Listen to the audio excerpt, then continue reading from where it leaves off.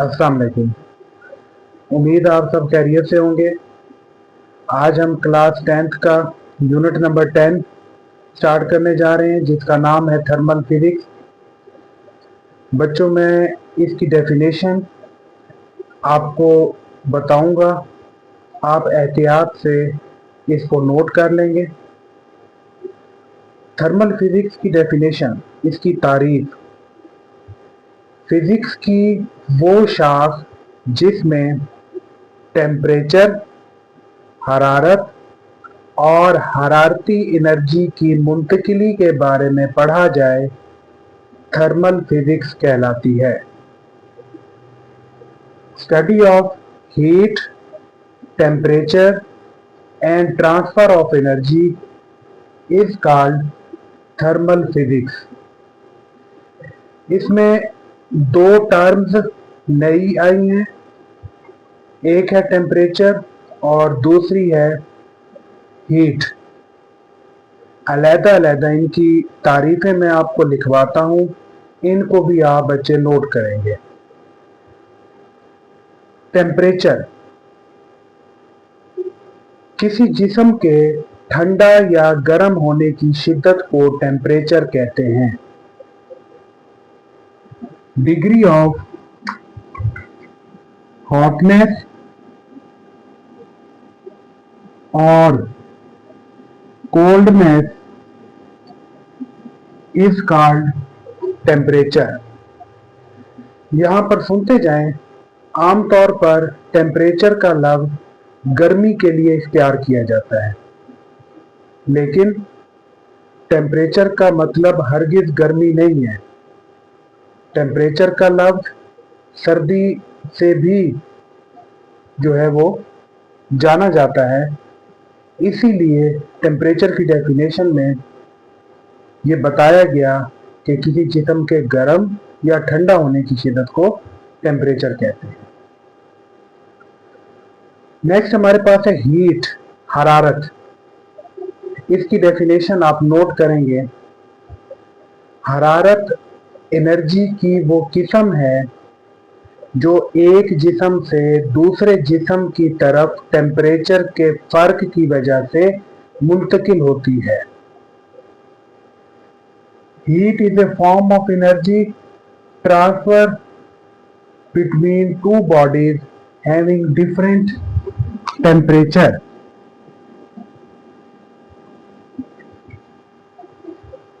Note कर लिया आपने। नेक्स्ट हम आगे बढ़ते हैं। हमारा पहला टॉपिक है थर्मल एक्सपेंशन, हरारती फैलाव। इसकी तारीफ आप नोट करेंगे। किसी जिस्म की लंबाई, एरिया या वॉल्यूम में तब्दीली हरारती फैलाव कहलाती है। मैं एक दफा फिर रिपीट कर रहा हूं। किसी जिस्म को गर्म करने पर उसके एरिया, वॉल्यूम या लंबाई में तब्दीली हरारती फैलाव कहलाती है। चेंज इन लेंथ, एरिया और volume of a substance when heated is called thermal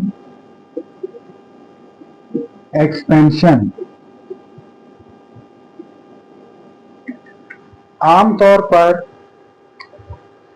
जब किसी जिस्म को गर्म किया जाता है तो उस जिस्म के पार्टिकल्स, ज़रात, वो हरारती एनर्जी, वो हीट एनर्जी जज़ब कर लेते हैं और उनकी औसत काइनेटिक एनर्जी बढ़ जाती है।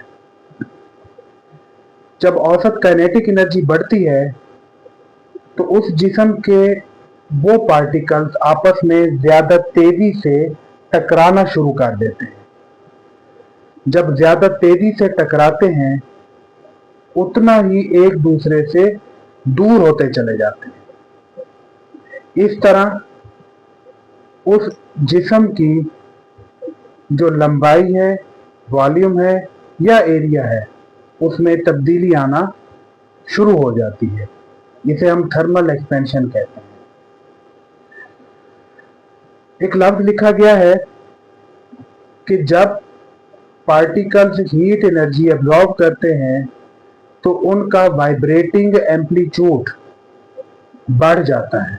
वाइब्रेटिंग एम्पलीट्यूड यहां पर यह है कि जब एक जरा, एक पार्टिकल दूसरे पार्टिकल से आकर टकराया, टकराने के बाद ये दोनों इतने फासले पर गए। अब इस जिस्म ने हरारती एनर्जी जज़ब की और इन पार्टिकल्स ने भी वो हीट एनर्जी एब्जॉर्ब की। अब इनकी औसत दोनों की काइनेटिक एनर्जी बढ़ी, दोनों आपस में तेजी से आके टकराए और टकराने के बाद एक दूसरे से दूर चले गए। पहले टकराने के बाद थोड़े फासले पर थे, अब हीट एनर्जी एब्जॉर्ब करने के बाद टकराने के बाद ज्यादा फासले पर चले गए, तो ये इनका वाइब्रेटिंग एम्पलीट्यूड क्या हो गया, बढ़ गया। नेक्स्ट हमारे पास टर्म है थर्मल कंट्रैक्शन, हरारती सुकड़ाव। इसकी तारीफ आप नोट करेंगे।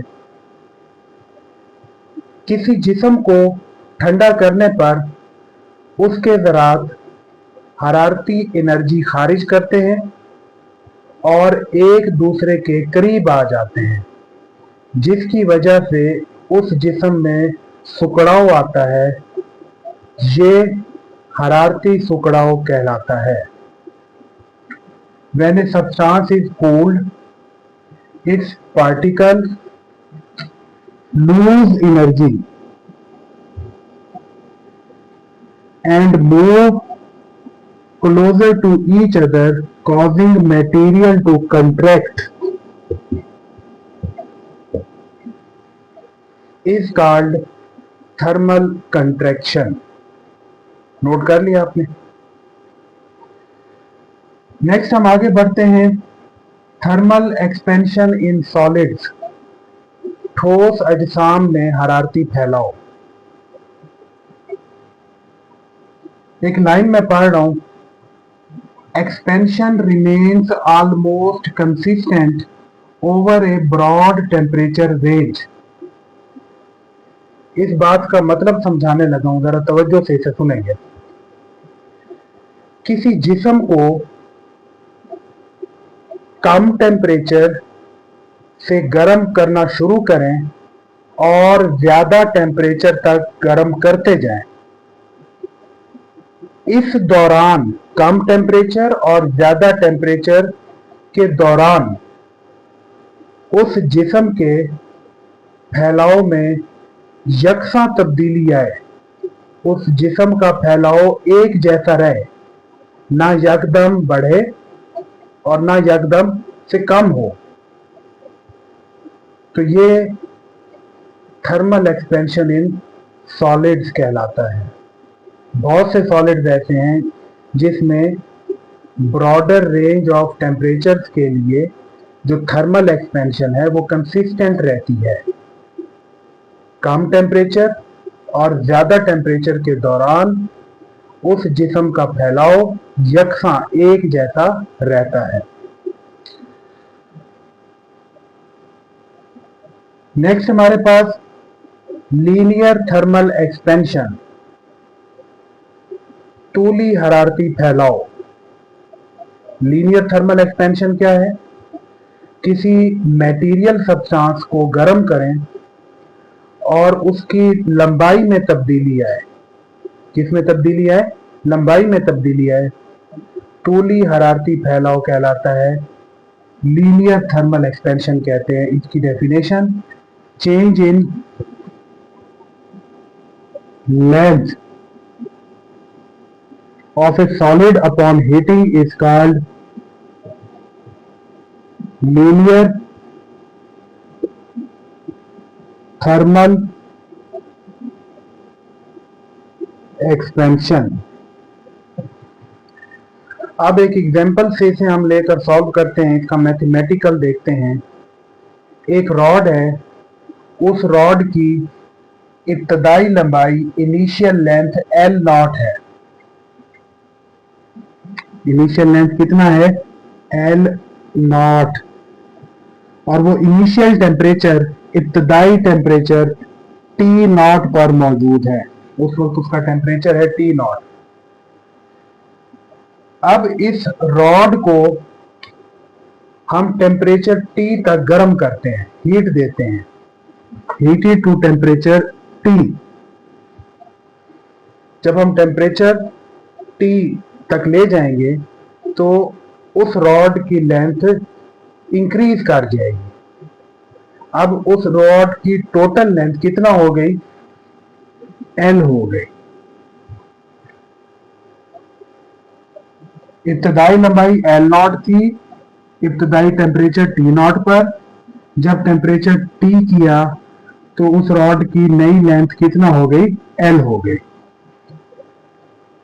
चेंज इन लेंथ, लंबाई में तब्दीली हम कैसे निकालेंगे, जो लंबाई बढ़ चुकी है उसमें से ओरिजिनल लेंथ निकाल देंगे तो ये हमारे पास लंबाई में इजाफा निकल आएगा। ये अलामत डेल्टा की चेंज, तब्दीली को जाहिर करती है। और टेम्परेचर में कितनी तब्दीली लेकर आए, चेंज इन टेम्परेचर कितना किया, टेम्परेचर टी तक गर्म किया था और इब्तदाई टेम्परेचर था टी नॉट, ये टेम्परेचर में तब्दीली आई। अब यहां पर एक रिजल्ट है वो डिस्कस कर रहे हैं, एक नतीजा अखज़ किया गया है उसको हम पढ़ रहे हैं। वो है चेंज इन लेंथ, लंबाई में तब्दीली हमेशा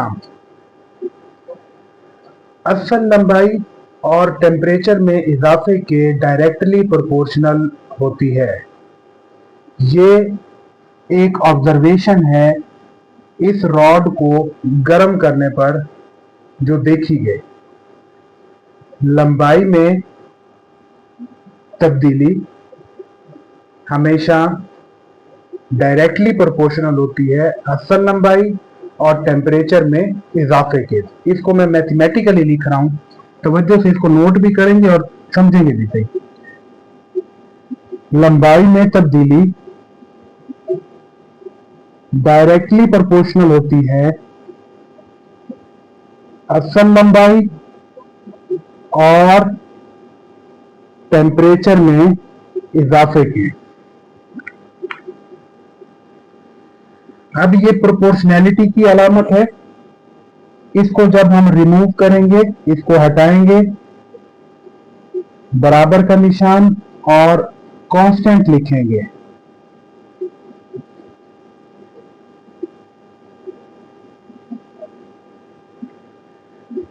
इस टॉपिक में जो कांस्टेंट निकाला गया वो कांस्टेंट है अल्फा और इसका नाम है लीनियर कोफिशिएंट ऑफ एक्सपेंशन, तूली फैलाव का कोफिशिएंट। लिहाजा ये इक्वेशन बराबर आएगी, डेल्टा एल बराबर होगा alpha L naught delta T, equation number 1। यहां तक आपको समझ आ गई। नेक्स्ट आगे देखें, लंबाई में तब्दीली, लंबाई में इजाफा लिखा था L minus L not alpha L not, और टेम्परेचर में तब्दीली कैसे लिखी थी, टी माइनस टी नॉट। थोड़ा सा रीअरेंज करते हैं। ये माइनस का एल नॉट है, इसे राइट साइड पर ले जाते हैं, ये प्लस का हो जाएगा और ये वाली value alpha L not T minus T not. अब इन दोनों में एल नॉट कॉमन है, फिर ब्रैकेट लगाएं, ये वाला तो ब्रैकेट के बाहर लिख दिए, यहां पर 1 बच जाएगा, plus alpha T minus T not, इसको इक्वेशन नंबर 2 का नाम दे दें। ये मजीद जो इक्वेशन 1 लिखी है उसको हमने सिंप्लीफाई कर दिया। समझ आ गई? इक्वेशन 1 को दोबारा से देखें, ये इक्वेशन 1 लिखी हुई है, delta L is equal to alpha L naught delta T. अगर हम ये लीनियर कोफिशिएंट ऑफ एक्सपेंशन निकालें तो दोनों साइड्स पर ये factor L naught delta T से हमें डिवाइड करना पड़ेगा। तो जो अल्फा है लीनियर कोफिशिएंट ऑफ एक्सपेंशन, टूली फैलाव का कोफिशिएंट, ये बराबर आएगा delta L divided by L naught delta T. इसको इक्वेशन नंबर 3 का नाम दे दें। ये फार्मूला आपको न्यूमेरिकल सॉल्व करने में मदद देगा। अब यहां से हम लीनियर कोफिशिएंट ऑफ एक्सपेंशन, इसका यूनिट निकालते हैं। चेंज इन लेंथ, मैं थोड़ा सा इधर करके लिख रहा हूं, आप इसको गौर से देख लेंगे। चेंज इन लेंथ का यूनिट जो है वो मीटर है। एल नॉट असल लंबाई का यूनिट वो भी मीटर होगा, और टेम्परेचर का यूनिट केल्विन होता है। मीटर से मीटर कैंसल, तो 1 ओवर केल्विन, 1 ओवर केल्विन का मतलब केल्विन इनवर्स। तो linear coefficient of thermal expansion का यूनिट पर केल्विन लिखा जाता है। समझ आ गई? अब मुख्तलिफ मटेरियल्स की जो linear coefficient of thermal expansion है उसकी वैल्यू दी गई है बुक में, उसको आप नोट करेंगे और उसको याद करेंगे। मैं कॉपर का जो linear coefficient of thermal expansion है उसकी वैल्यू लिख देता हूं। कॉपर के लिए ये वैल्यू अल्फा की 1.7 मल्टीप्लाई 10 की पावर -5 पर केल्विन होती है। ठीक हो गया? इस तरह आज का हमारा टॉपिक खत्म हुआ चाहता है। एक दफा आप सब बच्चे इसे बुक से रीड आउट करेंगे और जो डेफिनेशंस मैंने बोली हैं उर्दू मीडियम वाले बच्चे उनको एहतियात से नोट कर लेंगे, और जो इंग्लिश मीडियम के बच्चे हैं मैं अभी बोर्ड से साइड पर हो जाऊंगा, आप इसका स्क्रीनशॉट भी ले सकते हैं और इसे समझ लेंगे। मजीद अगर आप बच्चों को कोई सवाल है वो भी आप मुझसे पूछ सकते हैं। सब बच्चे अपना ख्याल रखिएगा। अल्लाह हाफिज़।